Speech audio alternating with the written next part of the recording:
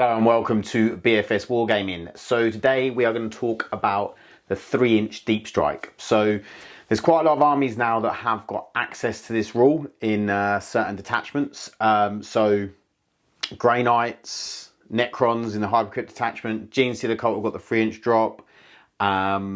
Also Tau, I've seen in a recent review that they're going to be getting the 3-inch drop.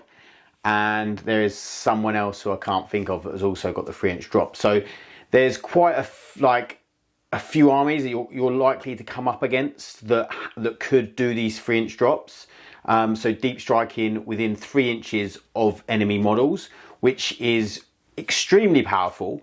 So we're going to talk a little bit about, what people might do with that 3-inch deep strike, and also how to defend against that 3-inch deep strike.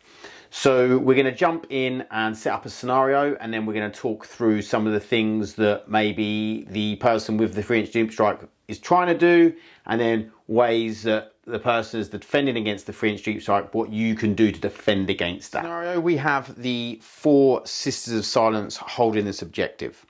So they're on this objective, and I, as a Necron player, are going to drop in my Necron Immortals. So what we can do here is we can drop them in and we measure. So we have to be 3 inches away. So I can literally pop these Immortals on the edge here, and without even having to do anything, I can take this objective off of those sisters. So what would be, if you can and you've got the movement to be able to do this, the better thing to do with these sisters is to spread them out around the center of the objective. So there's no way to be able to get on within 3 inches of the objective. So this 3-inch drop, all I can do is drop here, and then maybe I can shoot them sisters of silence, okay? So that is an example of how the basic thing with this 3-inch deep strike is, the first and foremost thing is, can I take an objective off of my opponent?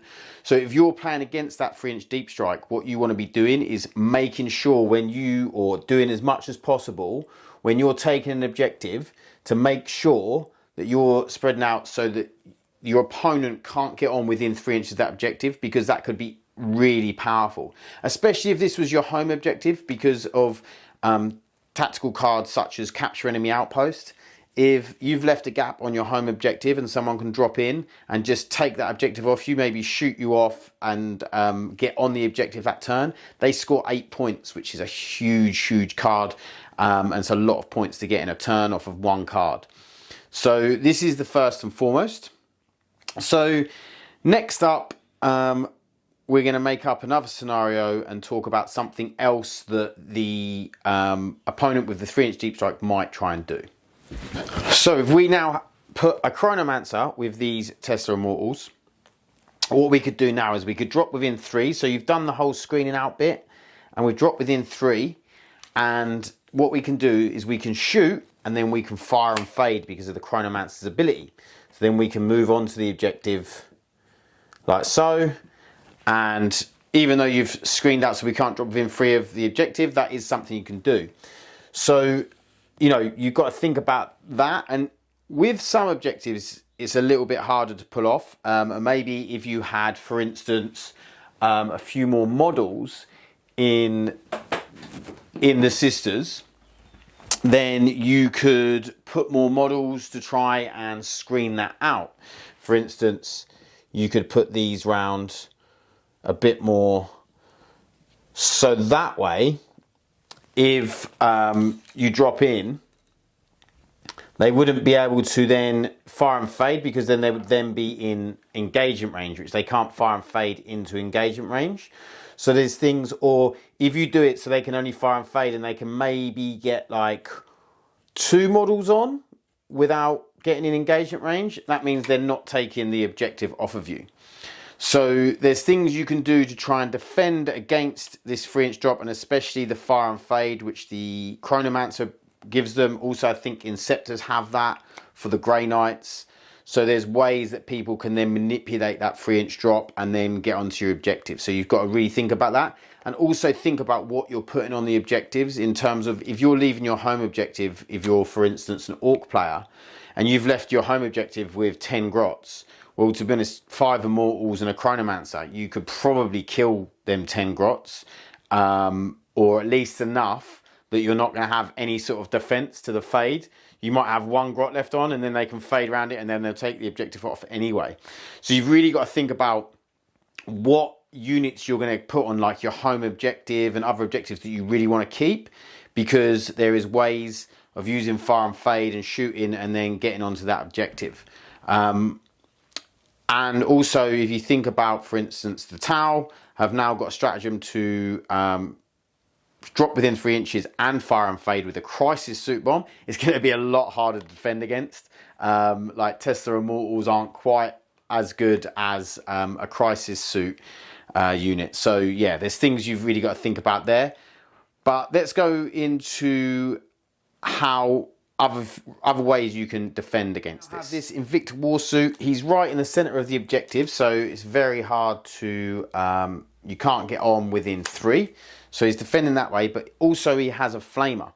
So flamers are a really, really good way to defend against all of deep strike, but also that 3-inch drop it can be really hard to play against. So if you've got flamers and things that or things that are extremely good in Overwatch, it's very good to defend against. So, you know, if I'm dropping in here, and then I think the Warsuit's got like a D6 plus 3 flamer, suddenly he might pick up 3 of these, and then, you know, although they might be able to get on there, the more flamers you've got and access to weapons where you can Overwatch, the better it is.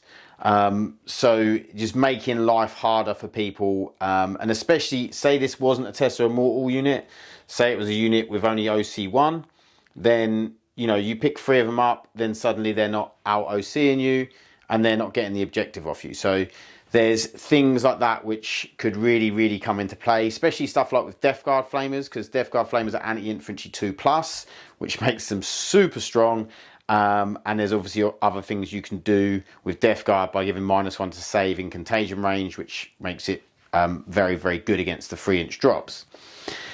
So that's the other thing you can do, is have like anything with sort of good Overwatch, auto hitting, maybe like something that gets full rerolls in Overwatch, things like that. Would be really good to counter that deep strike and that 3-inch deep strike. Okay, so something else you can do to deny the 3-inch deep strike is have a unit of something like infiltrators. Infiltrators are the best prime example for this. There is maybe some other things in the game that can do it that deny deep strike. So infiltrators, you cannot deep strike within 12 inches of them. So it's quite easy to then string them out and deny whole objectives. You could even maybe deny 2 objectives with 1 unit. They're really good for stringing out in your deployment zone, stopping people getting stuff like behind enemy lines, deploy teleport homers in your deployment zone, maybe engage. So really good against those armies that are picking up, putting down, you know, your Grey Knights, your Necrons, your Gene Seeder Cult, Demons. So yeah, loads of play for them. I always carry a couple in my back pocket to bring out when I'm playing Space Marines, because they're just so effective against now quite a few armies, and obviously with Tau coming with more 3-inch deep strike, and we don't know who else is going to have 3-inch deep strike. So yeah, always good to take when you're playing Space Marines. So if we're in an army with a fair amount of cheap units, you can then just screen them out. So just screening out that 3-inch drop, or screening out to a point where you can make them drop where you want them to drop. So, you know, maybe so that you can get some Overwatch on them, or you can get some shooting on them, or, you know, whatever you need to do to be able to push them where you want to push them. So then you can maybe get charges on them for the next turn, or you can get shooting on them for the next turn, or where they're just a bit less effective and they're maybe somewhere that you just want them to be. So that is the other way you can counter the 3-inch deep strike. I hope this helped, guys, and you took something away from it. There's a lot to think about with the 3-inch deep strike, because, you know, you're thinking about all of your objectives, trying to make sure they don't steal the objectives, especially if they've got cheap units just to throw onto objectives and take them off of you.